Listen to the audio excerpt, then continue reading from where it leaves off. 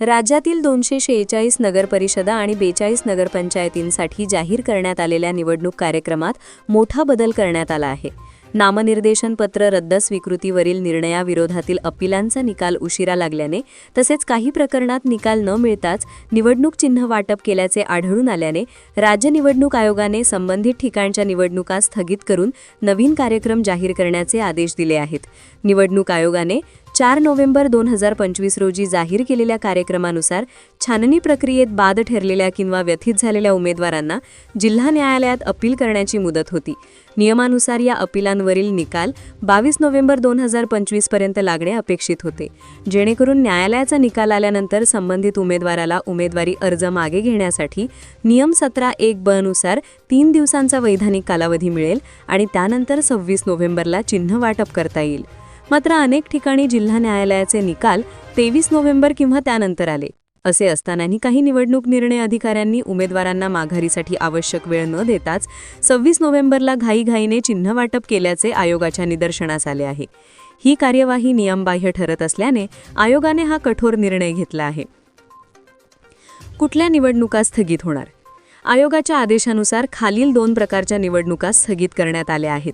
सदस्यपद, ज्या वॉर्डमध्ये किंवा जागेसाठी अपील दाखल होते आणि त्याचा निकाल 23 नोव्हेंबर 2025 किंवा त्यानंतर आला आहे, फक्त त्या विशिष्ट जागेची निवडणूक स्थगित करण्यात आली आहे. अध्यक्षपद, जर अपिलाचा विषय अध्यक्षपदाशी संबंधित असेल आणि तिथे उशिरा निकाल लागला असेल तर त्या संपूर्ण नगरपरिषद किंवा नगरपंचायतीची निवडणूक स्थगित करण्यात आली आहे. जिल्हाधिकाऱ्यांना तातडीचे आदेश. राज्य निवडणूक आयोगाने सर्व जिल्हाधिकाऱ्यांना आदेश दिले आहेत की आपल्या जिल्ह्यातील अशा प्रकरणांची तातडीने माहिती संकलित करावी.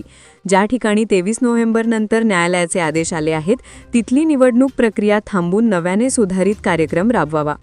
यासाठी आयोगाने सुधारित वेळापत्रक परिशिष्ट 1 जारी केले असून जिल्हाधिकाऱ्यांनी अशा जागांची यादी आयोगाला विनाविलंब सादर करायची आहे. सुधारित कार्यक्रम कसा असणार?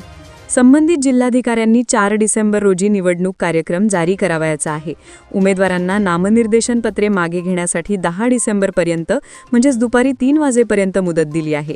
त्यानंतर 11 डिसेंबर रोजी आवश्यकतेनुसार निवडणूक चिन्हांचे वाटप करून अंतिम उमेदवारांची यादी प्रसिद्ध केली जाईल.